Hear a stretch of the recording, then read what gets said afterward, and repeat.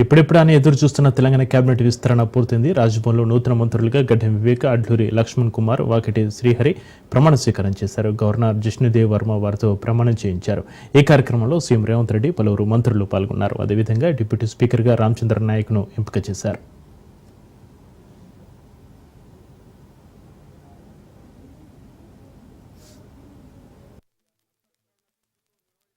గత శుద్ధితో నిర్వహిస్తానని, భయం కానీ పక్షపాతం కానీ రాగద్వేషాలు కానీ లేకుండా రాజ్యాంగాన్ని శాసనాలను అనుసరించి ప్రజలందరికీ న్యాయం చేకూరుస్తానని దైవ సాక్షిగా ప్రమాణం చేస్తున్నాను.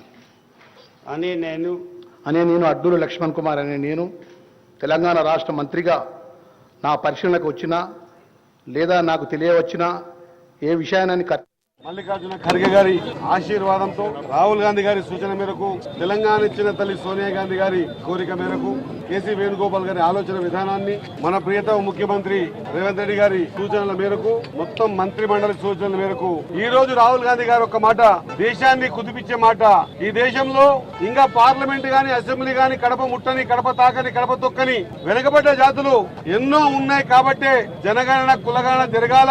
మంత్రిమండలి అంతా కూడా అసెంబ్లీలో తీర్మానం చేసి మేము కూడా వెనుకబడ్డ జాతులకు ఖచ్చితంగా వెన్నంటి ఉంటే పార్టీ ఏదైనా ఉంది ఈ దేశంలో అంటే అది కాంగ్రెస్ పార్టీ అని మరొకసారి రుజువైందని నాకు అనిపిస్తా ఉంది. మారుమూల కాన్స్టిట్యున్సీ మక్తల్ నియోజకవర్గం చిన్న స్థాయికించి సర్పంచ్ స్థాయికించి ఈ స్థాయికి పార్టీనే నమ్ముకొని పార్టీకే కట్టుబడి ఉండి 30 సంవత్సరాల సేవ చేసేటటువంటి ప్రతి కాంగ్రెస్ పార్టీ కార్యకర్త ఈ రోజు ఆలోచన చేయాలి.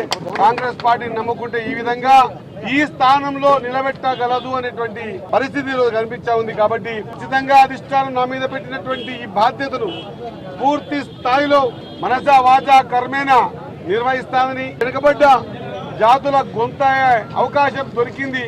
ఖచ్చితంగా ఈ అవకాశాన్ని సద్వినియోగపరుచుకుని రాబోయే రోజుల్లో తెలంగాణ రాష్ట్రాన్ని లేదా మక్తల్ నియోజకవర్గంకు సంబంధించినటువంటి అన్ని వెనుకబడ్డ జాతుల గురించి, తెలంగాణ రాష్ట్రం గురించి నాకు ఏ బాధ్యత అప్పచెప్పితే ఆ బాధ్యత పరిపూర్ణంగా నిర్వహిస్తానని నా తరఫున, మా కుటుంబ సభ్యుల తరఫున, నా నియోజకవర్గ కాంగ్రెస్ పార్టీ కార్యకర్తల తరఫున మనస్ఫూర్తిగా ధన్యవాదాలు. సామాన్య కాంగ్రెస్ పార్టీ కార్యకర్త 84 నుంచి ఎన్ఎస్ఏలో ప్రయాణమైనటువంటి రాజకీయ జీవితంలో భాగంగా మా అఖిల భారత కాంగ్రెస్ పార్టీ అధ్యక్షులు మల్లికార్జున ఖార్గే గారు, అఖిల భారత కాంగ్రెస్ పార్టీ నాయకులు రాహుల్ గాంధీ గారు, మా తెలంగాణ ఇచ్చిన తల్లి సోనియమ్మ తల్లి, తెలంగాణ రాష్ట్రంలో 30 సంవత్సరాలకు వెళ్ళినటువంటి మా న్యాయమైన మాదిగా జనాభా ప్రతిపాదిక వరకు ఏదైతే సుప్రీంకోర్టు జడ్జిమెంట్ ను గౌరవ ముఖ్యమంత్రి అమలు చేసిన చట్టాన్ని అమలు చేసిన సందర్భంలో పట్ట యావత్ తెలంగాణ రాష్ట్రంలో మాదిగా మా కుటుంబ సభ్యుల పక్షాన మేము 6 శాసనసభ్యులం అఖిల భారత కాంగ్రెస్ పార్టీ ముందు ఏదైతే మా 30 సంవత్సరాల న్యాయమైన సమస్య చేవెళ్ల డిక్లరేషన్ ప్రకారం మల్లికార్జున ఖార్గే గారు, రాహుల్ గాంధీ గారు చట్టాన్ని చేసి ఫలాలు ఎబిసి వర్గీకరణ చేసి చట్టాన్ని ఫలాలు మాకు అమలు చేస్తూ చట్టాన్ని అందించి గౌరవ ముఖ్యమంత్రి గారి నేతృత్వంలో మంత్రులంతా అందిస్తున్నటువంటి సందర్భంలో పట్ట మా వర్గానికి సుమారు 32 లక్షల మంది 2011లో ఉన్నటువంటి జనాభా 2025 అంటే సుమారు 50 లక్షల పై చిలుకు దాటింది. మా గౌరవ శాసనసభ్యులు అందరం కూడా మనమందరం కూడా మన అఖిల భారత కాంగ్రెస్ పార్టీ ముందు మన న్యాయమైన సమస్యను మనవి చేయాలని చెప్పి మొదలు గౌరవ ముఖ్యమంత్రి వర్యులు, పిసిసి అధ్యక్షులు, మా ఇన్ఛార్జ్ మేడం నటరాజన్ మేడం గారికి మా న్యాయమైన సమస్య వారు ముందు పెట్టినాం. మా 6గురిలో ఎవరికి శాసనసభ్యుడు రాష్ట్ర మంత్రివర్గంలో మంత్రిగా ఇస్తున్నా మాకు అభ్యంతరం లేదు. మా 6గురం సమానంగా సమన్యాయం కోసం రాహుల్ జీ ఏదైతే మాట్లాడతారో, ఎంతైతే జనాభా ఉంటుందో, ఎంతైతే ఆ జనాభా ప్రకారం హక్కు ఉంటుందో ఆ హక్కును అమలు చేసే విధంగా మాకు అమలు చేయాలని కోరినాం. చేసి ఒక సామాజిక వర్గం నుంచి కష్టపడి వచ్చినట్టు కార్యకర్త నుంచి స్థాయికి వచ్చిన వాడిగా మీ సహకారం కూడా మా అందరికీ ఉండాలని చెప్పి సవినయంగా చేతులు జోడించి నేను మనవి చేసుకుంటూ నేను సెలవు తీసుకుంటున్నా. హర్యానా గవర్నర్ బండారు దత్తాత్రేయ ఆటోబయోగ్రఫీ ప్రజల కథే నా ఆత్మకథను హైదరాబాద్లోని శిల్పకళా వేదికలో మాజీ రాష్ట్రపతి రామ్నాథ్ కోవింద్ ఆవిష్కరించారు. అనంతరం పుస్తకాల ప్రతులను మాజీ ఉపరాష్ట్రపతి వెంకయ్యనాయుడు, ఏపీ సీఎం చంద్రబాబు నాయుడు, విశ్రాంత సిజేఐ జస్టిస్ ఎన్వి రమణకు అందజేశారు. దత్తాత్రేయ తన 70 ఏళ్ల జీవిత పార్శ్వాన్ని ఈ పుస్తకంలో పొందుపరిచారు.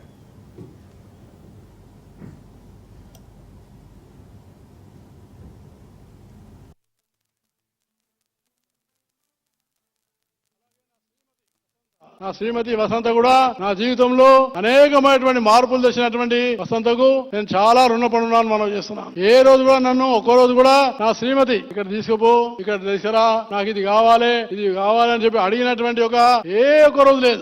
నన్ను చాలా విషయాల్లో, స్వచ్ఛత విషయంలో, అలాగే ఆహారం విషయంలో, అనేక విషయాల్లో నాకు పాఠం నేర్పించి నన్ను దారిలో తెచ్చినటువంటి నా సతీమణి వసంత గారికి నేను ఎంతో రుణపడి ఉన్నానని నేను మీకు మనవి చేస్తా ఉన్నాను. అలాగే నా వెంట ఉండి నా కొడుకు వైష్ణవ్ ఆకస్మికంగా మరణించినప్పటికీ నాకు కొడుకుగానే నా బిడ్డ శ్రీమతి విజయలక్ష్మి అండగా ఉండడము నాకు చాలా సంతోషంగా ఉందని మనం చేస్తున్నాను. నాకు ఆ రోజు చెప్పింది మా బిడ్డ, నానా కొడుకు పోయిందని బాధపడకు, నేను నీ కొడుకునని చెప్పి మా విజయలక్ష్మి చెప్పింది. ఆ ధైర్యంతో నేను ముందుకు వచ్చాను. కాబట్టి నా యొక్క బిడ్డ విజయలక్ష్మి, నా శ్రీమతి వసంత, అలాగే మిగతా కుటుంబ సభ్యులు, నాకు తోడ్పడిన వాళ్ళందరికీ మరోసారి ధన్యవాదాలు తెలియజేస్తూ, అలాగే నా తెలంగాణ మంత్రివర్గంలో చోటు దక్కిన వారు నిరాశకు గురయ్యారు. అయితే చోటు దక్కిన నేతలను తెలంగాణ కాంగ్రెస్ వ్యవహారాల ఇన్ఛార్జి మీనాక్షి నటరాజన్ బుజ్జగిస్తున్నారు. టీపీసీసీ చీఫ్ మహేష్ కుమార్ గౌడ్ మీనాక్షి నటరాజన్ బేగంపేటలోని ప్రేమ్సాగర్ రావుతో భేటీ అయ్యారు. ప్రేమ్సాగర్ రావును బుజ్జగించి భవిష్యత్తులో మంచి అవకాశం కల్పిస్తామని హామీ ఇచ్చినట్లుగా తెలుస్తోంది.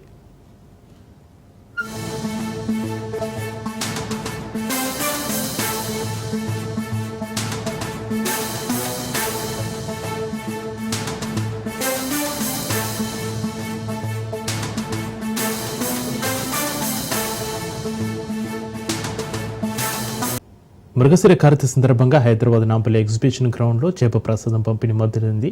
శాసనసభ స్పీకర్ గడ్డం ప్రసాద్ కుమార్ చేతుల మీదుగా చేప ప్రసాదం పంపిణీ ప్రారంభమైంది. టీపీసీసీ అధ్యక్షుడు మహేష్ కుమార్ గౌడ్, మంత్రులు శ్రీధరబాబు, పొన్నం ప్రభాకర్ కూడా హాజరయ్యారు. మంత్రి పొన్నం ప్రభాకర్కి బత్తిని అమర్నాథ్ చేప ప్రసాదం ఇచ్చారు. కాగా బత్తిన కుటుంబ సభ్యులు చేప ప్రసాదం పంపిణీ చేస్తున్నారు. అస్తమా బాధితుల కోసం 180 ఏళ్లుగా మృగశిర కార్తె రోజు చేప మందు పంపిణీ చేస్తున్నారు.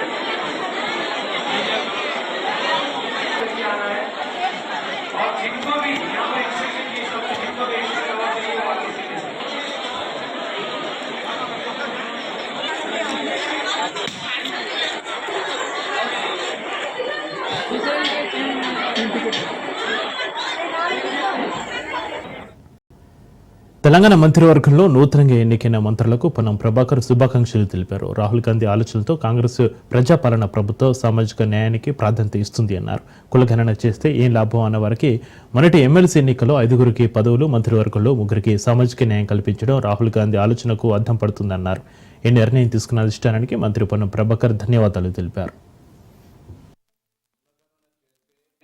ఏమి జరుగుతుందా అన్నటువంటి వాళ్లకు మంత్రివర్గ విస్తరణ ఒక జవాబు రాహుల్ గాంధీ గారు ఇచ్చింది. మొన్న జరిగినటువంటి ఎమ్మెల్సీ ఎన్నికల్లో 5 ఎమ్మెల్సీ ఎన్నికలు బలహీన వర్గాలకు సామాజిక న్యాయం జరిగితే తిరిగి ఈ రోజు ఏర్పడుతున్నటువంటి మంత్రివర్గం కూడా అదే సామాజిక న్యాయానికి ప్రాధాన్యత ఇచ్చింది. ఇది కాంగ్రెస్ తో సాధ్యం. రాహుల్ గాంధీ గారికి ధన్యవాదాలు, సోనియా గాంధీ గారికి, మల్లికార్జున ఖార్గే గారికి, ముఖ్యమంత్రి రేవంత్ రెడ్డి గారికి, పిసిసి మహేష్ కుమార్ గౌడ్ గారికి హృదయపూర్వకంగా ధన్యవాదాలు తెలియజేస్తా ఉన్నాను. ఒక బలహీన వర్గాలకు సంబంధించిన బిడ్డగా బలహీన వర్గాల్లో కూడా జరుగుతున్నటువంటి ఈ కులగణన చేయాలనే ఆలోచనతోటి రాహుల్ గాంధీ గారి ఆలోచన ప్రకారంగా జరగడం, దాని తదుపరి జరుగుతున్నటువంటి తెలంగాణ రోల్ మోడల్ అనే మాట చెప్తున్న సందర్భంగా ఈరోజు ఎమ్మెల్సీ ఎన్నికలు కావచ్చు, మంత్రివర్గ విస్తరణ కావచ్చు, కులగణన జరిగితే ఏం జరుగుతుందో తెలంగాణ దేశానికి రోల్ మోడల్ అనేటువంటి మాట మరొకసారి వేస్తూ ముఖ్యంగా పెద్దలు రాహుల్ గాంధీ గారు ఈ నినాదం తీసుకొని పోతున్న సందర్భంగా వారికి హృదయపూర్వకంగా ధన్యవాదాలు. తెలుగు చలనచిత్ర వాణిజ్య మండలి అధ్యక్ష పదవికి ప్రముఖ నిర్మాత, డిస్ట్రిబ్యూటర్ సునీల్ నారంగ్ అనూహ్యంగా రాజీనామా చేశారు. అధ్యక్షుడిగా ఎన్నికై బాధ్యతలు స్వీకరించిన 24 గంటలు కూడా గడవక ముందే ఆయన ఈ నిర్ణయం తీసుకోవడం తెలుగు సినీ పరిశ్రమలో తీవ్ర చర్చనీయాంశంగా మారింది. హైదరాబాద్లో జరిగిన ఈ సమావేశంలో టీఎఫ్సీసీ నూతన కార్యవర్గాన్ని ప్రకటించారు. ఎన్నికలో సునీల్ నారాయణకు వరుసగా 3సారి అధ్యక్షుడిగా ఏకగ్రీవంగా ఎన్నికయ్యారు. కార్యదర్శిగా శ్రీధర్తో పాటు మరో 15 మంది కార్యవర్గ సభ్యులను కూడా ఎన్నుకున్నారు. ఈ సందర్భంగా థియేటర్ల విషయంలో తరచూ వినిపించే ఆ నలుగురు అనే ప్రస్తావనలో వాస్తవం లేదని, థియేటర్లు వాటి యజమానుల వద్దే ఉన్నాయని స్పష్టం చేశారు. అంతేకాకుండా హీరోలు దేవులతో సమానం, వారికి వ్యతిరేకంగా మాట్లాడే సాహసం ఏ ఎగ్జిబ్యూటర్, డిస్ట్రిబ్యూటర్, నిర్మాత చేరు అని వ్యాఖ్యానించారు.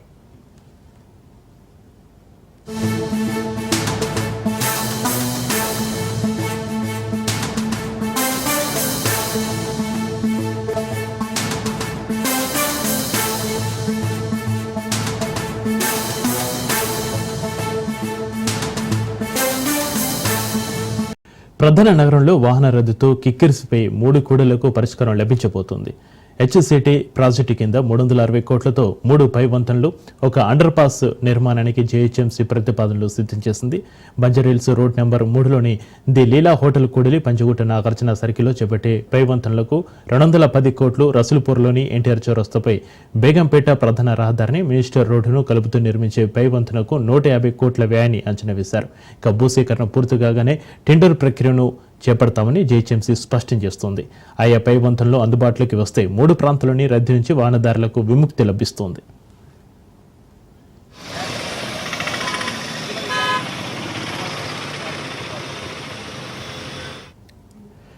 బంజారాహిల్స్ రోడ్ నెంబర్ 1 నుంచి నాగార్జున సర్కిల్ మీదుగా రోడ్ నెంబర్ 3 వైపు వెళ్లే వాహనాల కోసం 2 లైన్ల పై వంతెన రాబోతుంది. ఈ వంతెన వుడ్లాండ్ ఎదురుగా జలగా వెంకటరావు పార్క్ వద్ద మొదలై సుల్తాన్ ఉల్లులుం లా కాలేజీ ఎదురుగా ఉన్న ఎఫ్ఓబి వద్ద ముగుస్తుంది. పొడవు 900 మీటర్లు. ఇక నిర్మాణ పనుల కోసం 13 ఆస్తులను సేకరించాలని అంచనా.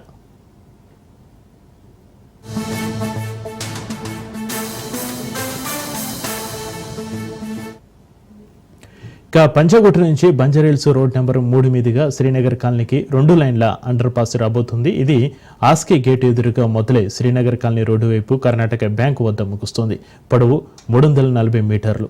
కేపీఆర్ పార్క్ నుంచి పంచగుట్ట వైపు లీలా హోటల్ కూడలిలో 3 లైన్ల పై వంతెన రానుంది. పొడవు 600 మీటర్లు. రెండింటి కలిపి 46 ఆస్తులను సేకరించాల్సి ఉంది.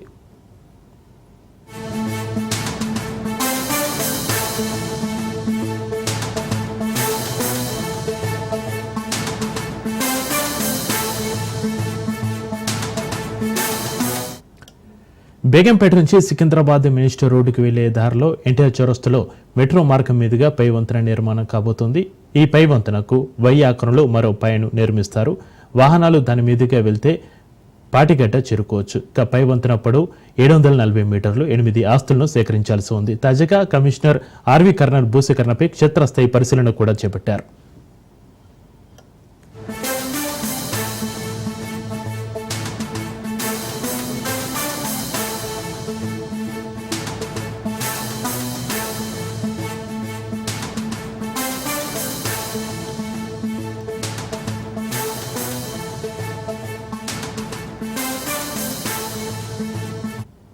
ధనార్జనే ధ్యేయంగా పలు రెస్టారెంట్, హోటళ్ల నిర్వాహకులు జనాల ఆరోగ్యంతో చెలగాటమాడుతున్నారు.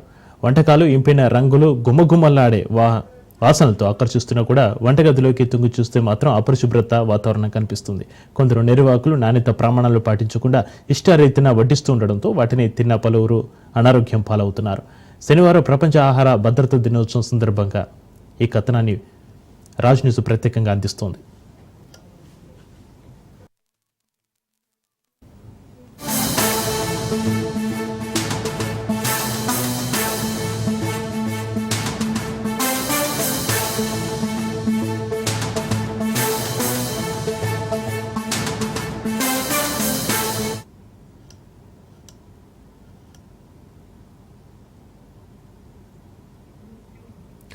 గ్రేటర్ హైదరాబాద్ పరిధిలో ఆహార నాణ్యత, తయారీ ప్రాంతాల్లో శుభ్రతపై తనిఖీలు నామాత్రమేనని విమర్శలు ఉన్నాయి. ఫిర్యాదు వచ్చినప్పుడు లేదా సీజన్ మాదిరిగా 1-2 నెలలు తనిఖీల పేరుతో హడావుడి చేస్తున్నారు. ఆ సమయంలో సేకరించే ఆహార నమూనాలు ప్రయోగశాలకు పంపించమని, ఫలితాలు వచ్చాక చర్యలు తీసుకుంటామని అధికారులు చెబుతున్నారు. రెస్టారెంట్, హోటళ్లపై కఠిన చర్యలు తీసుకున్న దాఖలాలు లేవు. కొన్నిసార్లు హోటళ్లను సీజ్ చేసినట్లు అధికారులు చెబుతున్నా మర్నాడే మళ్లీ తెరిచేస్తున్నారు. నామాత్రపు జరిమానాలతో సరిపెడుతున్నారు.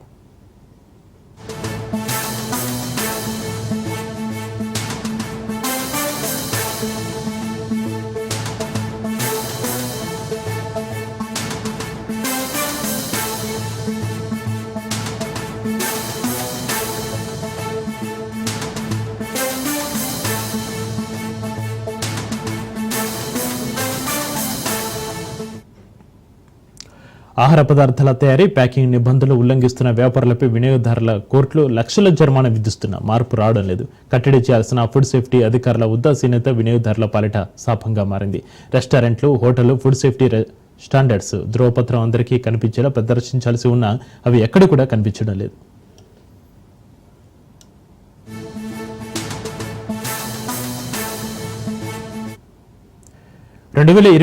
జూన్లో మాదాపూర్లోని రెస్టారెంట్లు, పీజీ హాస్టళ్లలో జరిపిన తనిఖీలో అపరిశుభ్రత, గడువు ముగిసిన ఆహార పదార్థాలు బయటపడ్డాయి. నవంబర్లో సంతోష్ నగర్లోని రాఘవేంద్ర ఉడిపి సంతోష్ హోటల్లోని వంటగదులు బొద్దింకలు, ఈగలకు ఆవాసాలుగా ఉన్నట్లుగా వెల్లడైంది. ఏడాది ఫిబ్రవరిలో రాజేంద్ర నగర్ డెలిషియస్ హోమ్స్ కిచెన్లో ఆహార తయారీలో నాణ్యత ప్రమాణాలు పాటించకపోవడం, వంటగదిలో అపరిశుభ్రతను అధికారులు గుర్తించారు. కొన్ని చోట్ల మిగిలిపోయిన ఆహారాన్ని నిల్వ చేస్తున్నారు.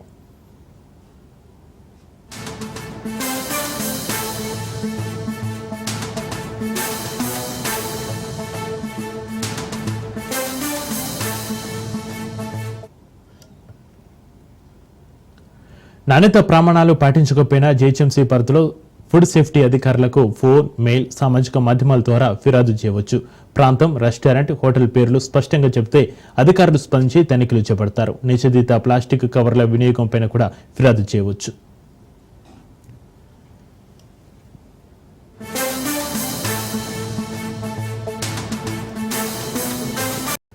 ఏ దేశం కూడా తమ స్వాతంత్రానికి భంగం కలిగేలా కృతజ్ఞత చూపదని మహారాష్ట్ర మాజీ గవర్నర్ విద్యాసాగరరావు అన్నారు. హైదరాబాద్ బంగ్లింగంపల్లిలోని సుందరయ్య కళా నిలయంలో కృష్ణప్రసాద్ 21వ సెంచరీ ఐఏఎస్ అకాడమీ ఆధ్వర్యంలో ఐఏఎస్ టాపర్కు సన్మానం చేశారు. సివిల్స్లో ప్రిపేర్ అయ్యి ఐఏఎస్ చదువుకునే ప్రతి ఒక్కరూ దేశ భవితకు ఉపయోగపడాలన్నారు. వీరందరూ కూడా మన డిగ్నిటీని కాపాడుకుని ముందుకు సాగాలని సూచించారు. భారతదేశం ముందుకు సాగుతుందని, ప్రపంచంలో ఉత్తమ ఆర్థిక దేశంగా అన్ని రంగాల్లో పురోగతి సాధ్యమవుతుంది అన్నారు. మన ఐఏఎస్లు తమ పునాదులను విస్మరించకుండా సామాజిక అభివృద్ధికి కృషి చేయాలని రాష్ట్ర శాంతి భద్రతల డీఐజీ మహేష్ భాగవత్ అన్నారు.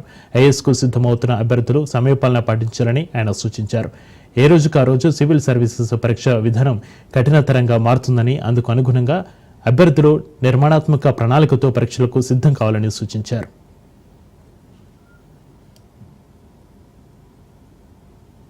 Want to congratulate all those who got the success in this civil services 24 exam, and they are there in the final list of 2009. Result announced on 22nd April 2025. So few of them just now we have done their felicitation. My sincere congratulations to them for achievement, and they are expecting the result for 2025 prelims. So my best wishes to all of them. For those who got successful in this 24th civils exam, they have got this success through their perseverance. It's a long battle for all of them. It's not that simply they have appeared and they got this success in the very first attempt or immediately. Definitely they have done lot of compromises. After getting the service, then if there is IAS and IPS, they will be worrying about which cadre they will get. 21st century IAS academy Sundara Vignana కేంద్రంలో 2024 UPSC ర్యాంకర్లకి సన్మాన కార్యక్రమం నిర్వహించడం జరిగింది. ఈ కార్యక్రమానికి మహారాష్ట్ర మాజీ governor గారు శ్రీ విద్యాసాగర్ గారు, తెలంగాణ ఏడీజీపీ మహేష్ భగత్ గారు ప్రత్యేక అతిథులుగా వచ్చి ఉన్నారు. అండ్ ఈ ప్రోగ్రామ్ సందర్భంగా 13 మంది ర్యాంకర్లకి సన్మానం చేయడమే కాకుండా 2028 అంటే 2028 లో 21st century IAS academy silver jubilee function జరుపుకోబోతుంది. ఆ సందర్భంగా U3 అనే ఒక ప్రోగ్రామ్ ను కూడా లాంచ్ చేయడం జరిగింది. ఈ ప్రోగ్రామ్ లో ఉభయ తెలుగు రాష్ట్రాల నుంచి కనీసం 100 మంది సివిల్ సర్వీసెస్ విజేతలుగా నిలపాలనేటటువంటి లక్ష్యంతో యూపీఎస్సీ అన్లిమిటెడ్ ఉత్సవ్ అనే కార్యక్రమాన్ని తెలుగు విద్యార్థులందరి కోసం ఏర్పాటు చేయడం జరిగింది. దీనికి ఒక స్కాలర్షిప్ టెస్ట్ రాయాల్సి ఉంటుంది. ఈ స్కాలర్షిప్ టెస్ట్ లో సెలెక్ట్ అయినటువంటి అభ్యర్థులకి అన్లిమిటెడ్ గా లైఫ్ టైం యాక్సెస్ తోటి ఆన్లైన్ లో గానీ లేకపోతే ఆఫ్లైన్ లో గానీ హైబ్రిడ్ క్లాసులు ఇస్తాం, టెస్ట్ సిరీస్ నిర్వహిస్తాం, ఫీడ్బ్యాక్ ఇవ్వడం జరుగుతుంది అండ్ మెంటర్షిప్ కల్పించడం జరుగుతుంది. పర్సనాలిటీ టెస్ట్ కి సంబంధించినటువంటి కోచింగ్ కూడా ఇవ్వడం జరుగుతుంది. మొత్తం ప్రిలిమ్స్, మెయిన్స్ అండ్ ఇంటర్వ్యూ మొత్తం 3 స్థాయిలకి సంబంధించి పరిపూర్ణమైనటువంటి కోచింగ్ ఇవ్వడమే కాకుండా వాళ్ళకి సర్వీస్ వచ్చేంత వరకు కూడా మా సపోర్ట్ వాళ్ళకి నిరంతరం ఉంటుంది. Krishna Pradeep 21st century IAS academy 2024 UPSC ర్యాంకర్స్కి సన్మాన కార్యక్రమం నిర్వహించింది. మేము నిర్వహించిన ఐజీపీ ద్వారా సెలెక్ట్ అయిన క్యాండిడేట్స్కి, అలానే అందులో ఉన్నటువంటి ప్యానెల్ ఎమినెంట్ మెంబర్స్ ఎవరైతే ఉన్నారో ఆ ప్యానలిస్ట్ అందరి ఆధ్వర్యంలో ఫార్మర్ గవర్నర్ విద్యాసాగర్ రావు గారు, అలానే state additional DGP Mahesh Bhagwat గారు ఇద్దరి చేతుల మీదుగా ఈ అభ్యర్థులు సన్మానం పొందడం జరిగింది. ఈ కార్యక్రమాన్ని పురస్కరించుకొని విద్యార్థులందరికీ ఉపయోగపడే విధంగా యూపీఎస్సీకి ఎవరైతే సన్నద్ధులు అవుతున్నారో వారి కోసం U3 అనే ఇనిషియేటివ్ స్టార్ట్ చేయడం జరిగింది. Unlimited UPSC Utsav. ఇందులో భాగంగా a student for our 21st century IAS academy will be a student forever. ఒకసారి మా దగ్గరకు వచ్చినటువంటి విద్యార్థి తను ఆశించినది సాధించే వరకు 24/7 360 డేస్ ఎన్ని సంవత్సరాలైనా సరే వాళ్ళకు 2 years 3 years లాంగ్ టర్మ్ ప్రిపరేషన్లో ఎన్నో డైనమిక్స్ ఉంటే ఎగ్జామ్ ప్యాటర్న్ చేంజ్ అవుతుంటుంది. ఆ చేంజింగ్ ప్యాటర్న్స్ అండ్ డైనమిక్స్ని కూడా ఇంటిగ్రేట్ చేస్తూ కన్సిస్టెంట్ సపోర్ట్ అనేది ఇవ్వడం జరుగుతుంది. U3లో భాగంగా శంషాబాద్ రెసిడెన్షియల్ క్యాంపస్లో ఫీమేల్ ఆస్పిరెంట్స్కి సపోర్ట్ చేయాలనే లక్ష్యంతో free for female F3 in U3 కూడా లాంచ్ చేయడం జరిగింది. ఎవరైతే ఫౌండేషన్ ఫినిష్ చేసుకున్న విద్యార్థులు ఉంటారో, టాప్ ర్యాంక్ సాధించాలనే లక్ష్యంతో ఉన్నారో వాళ్ళందరికీ ఒక 50 స్టూడెంట్స్ని ఫీమేల్ ఆస్పిరెంట్స్ని ఈ స్కాలర్షిప్ టెస్ట్ ద్వారా సెలెక్ట్ చేసి రాబోయే 3 ఏళ్ల పాటు పూర్తి ఉచితంగా వాళ్ళకి ఈ టెస్ట్ సిరీస్ మెంటర్షిప్ ప్రోగ్రామ్ అనేది ఇంక్లూడింగ్ ఆప్షనల్ శంషాబాద్ రెసిడెన్షియల్ క్యాంపస్లో ఫీమేల్ ఆస్పిరెంట్స్కి ఒక 50 మెంబర్స్కి డెడికేటెడ్గా ఇవ్వడం జరుగుతుంది. వివేక్ వెంకటస్వామికి మంత్రివర్గంలో సముచిత స్థానం కల్పించినందుకు మాల విద్యార్థి సంఘాల నాయకులు స్వాగతించారు. ఈ మేరకు మాల విద్యార్థి నాయకుడు నామ సైతుల ఆధ్వర్యంలో OU ఆర్ట్స్ కాలేజ్ ఆవరణంలో బాణసంచ కాల్చి మిఠాయిలు పంచుకుని సంబరాలు చేశారు. వివేక్ వెంకటస్వామికి మంత్రివర్గంలో చోటు కల్పించినందుకు సీఎం రేవంత్కి ప్రత్యేక కృతజ్ఞతలు తెలిపారు. మాలలకు రానున్న రోజుల్లో కార్పొరేషన్ పదవులు ఇవ్వాలని వారు కోరారు.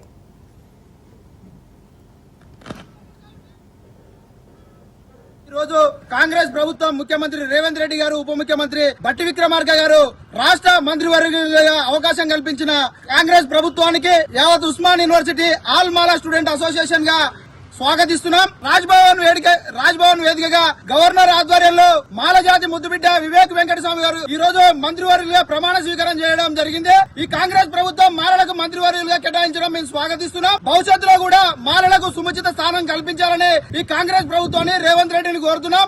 నేడు మంత్రివర్యులుగా ప్రమాణ స్వీకారం చేసిన వివేక్ వెంకటస్వామి అన్న గారికి ఉస్మాన్ యూనివర్సిటీ మాల విద్యార్థులుగా శుభాకాంక్షలు తెలియజేస్తున్నాం. భవిష్యత్తులో మాలలకు రాష్ట్ర ప్రభుత్వంలో గానీ, విద్యా ఉద్యోగ రంగాల్లో గానీ సముచిత స్థానం కల్పించాల్సిందిగా వివేక్ వెంకటస్వామి గారిని కోరుకుంటున్నాం. అలాగే రాష్ట్రంలో జరగబోయే కార్పొరేషన్లు చైర్మన్లు గానీ, వివిధ నియామకాలలో గానీ మాలలకు అవకాశం కల్పించి సముచిత స్థానం కల్పించాలా. అలాగే రాష్ట్ర ముఖ్యమంత్రి వర్యులు రేవంత్ రెడ్డి గారు మాలలకు అవకాశం కల్పించినందుకు మాల జాతి పక్షాన మీకు ప్రత్యేకమైన కృతజ్ఞతలు, జైభీములు తెలియజేసుకుంటున్నాం. Greater Hyderabad municipal corporation mayor Gadwal విజయలక్ష్మికి ఫోన్లో వేధింపులు కలకలం రేపాయి. అర్ధరాత్రి మేయర్కు ఫోన్లు చేస్తూ బెదిరింపులకు పాల్పడ్డాడు ఓ గంతకుడు. మేయర్ విజయలక్ష్మితో పాటు ఆమె తండ్రి కె కేశవరావు అంతు చూస్తానంటూ అర్ధరాత్రి ఫోన్ కాల్స్తో పాటు వాయిస్ మెసేజ్ పంపి బెదిరింపులకు పాల్పడ్డాడు. తనను బోరబండలో చనిపోయిన సర్దార్కు సంబంధించిన వ్యక్తిగా చెప్పుకుంటూ అసభ్యకరమైన పదజాలంతో కాల్స్, వాయిస్ మెసేజ్లు చేశారు. దీంతో గుర్తు తెలియని వ్యక్తిపై మేయర్ను వేధిస్తున్నాడని ఆమె PRO ఇచ్చిన ఫిర్యాదుతో బంజారాహిల్స్లో కేసు నమోదు చేసి దర్యాప్తు ప్రారంభించారు.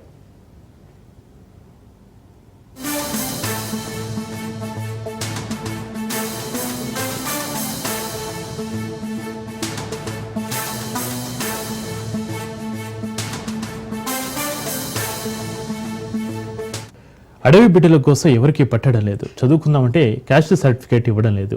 బంగారు భవిష్యత్తు లేకపోవడంతో వారు ఇంటికే పరిమితం అవుతున్నారు. కొందరు కూలి పనులు చేస్తుంటే మరికొందరు అడవుల బాట పడుతున్నారు.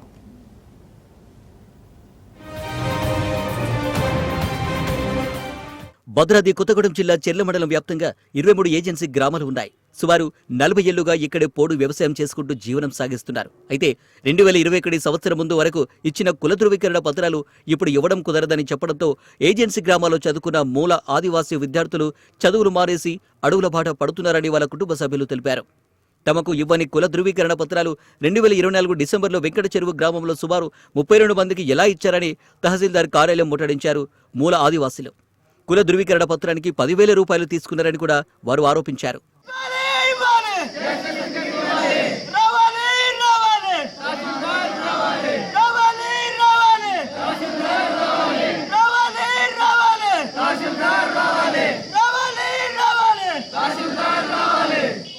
కుల ధృవీకరణ పత్రాలు ఇవ్వడానికి రెవెన్యూ అధికారులు నిరాకరించడంతో మూల ఆదివాసీ బిడ్డలు అరిగోసపడుతున్నారు. 2021 వరకు మూల ఆదివాసులకు గొత్తి కోయాలంటూ ఇచ్చిన క్యాస్ట్ సర్టిఫికెట్ ఇచ్చింది. వారిని వలస ఆదివాసులనే ముద్ర వేసి 2022 నుండి నిలుపుదల చేయడంతో ఉన్నత చదువులు చదవాలన్నా, ప్రభుత్వ ఉద్యోగాలు పొందాలన్నా ఎస్టీ సర్టిఫికెట్ లేక ఓపెన్ కేటగిరీలో మైదాన ప్రాంతం వారితో పోటీ పడలేక తీవ్ర ఇబ్బందులు ఎదుర్కొంటున్నారు. దీనికి తోడు స్థానిక రెవెన్యూ అధికారులు వలసవాదులను వారే పేర్కొన్న కొంతమందికి ఎస్టీ కుల ధృవీకరణ పత్రాలు ఇవ్వడం, మరికొందరికి ఇవ్వకపోవడంతో తమ పరిస్థితి ఏంటని ఆదివాసులు ప్రశ్నిస్తున్నారు. కుల ధృవీకరణ పత్రాలు లేక భద్రాద్రి కొత్తగూడెం జిల్లా చెర్ల మండలంలోని మూల ఆదివాసులు పడుతున్న ఆవేదన వ్యక్తం చేస్తున్నారు. మేము గత 60 సంవత్సరాల కానించి ఇక్కడే ఉంటున్నాము. మా తాతలు ఇక్కడే వచ్చి ఉంటున్నారు. మేము ఇక్కడే పుట్టినాము. మాకు గత 2021 దాకా క్యాస్ట్ సర్టిఫికేట్లు ఇచ్చారు. ఇచ్చిన తర్వాత 2022 కానించి మాకు క్యాస్ట్ సర్టిఫికేట్లు నిలిపివేయడం జరిగింది. అయితే 2022 కానించి ఆఫీస్ చుట్టూ, ఎంఆర్ఓ ఆఫీస్ చుట్టూ, పిఓ ఆఫీసు, కలెక్టర్ ఆఫీస్ చుట్టూ అన్ని చోట్ల తిరుగుతూనే ఉన్నాము. మెమోరాన్ని ఇస్తూనే ఉన్నాము. అయినప్పటికీ అధికారులు అసలు పైకి రాసి పంపిస్తాం, అక్కడి నుంచి వచ్చిన తర్వాత మీకు ఏదైనా ఇస్తాం మీద అనేసి మాట చెప్పి తప్పించుకుంటున్నారు తప్ప మాకు ఇంతవరకు 5 సంవత్సరాలు అవుతున్నది. ఇంతవరకు 2025 అయింది.